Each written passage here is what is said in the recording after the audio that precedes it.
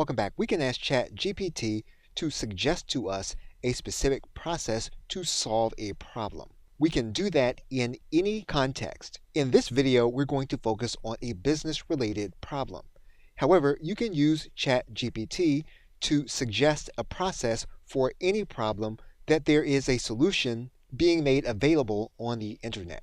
What ChatGPT will do is to simplify the solution and put it in plain language instead of asking you to look through all of the individual websites.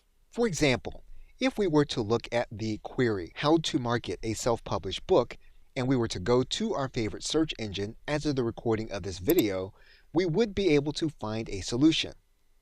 However, it would not be in plain language, and we would have to look through the actual websites. You're going to see various improvements being made by search engines. However, you will need to look through the information.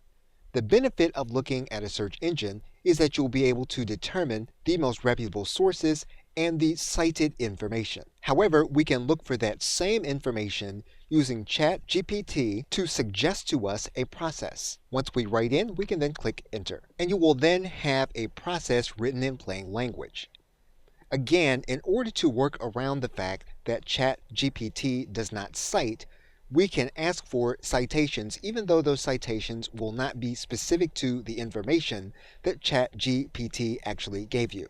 And so to complete the task, we can then ask for ChatGPT to give us specific references.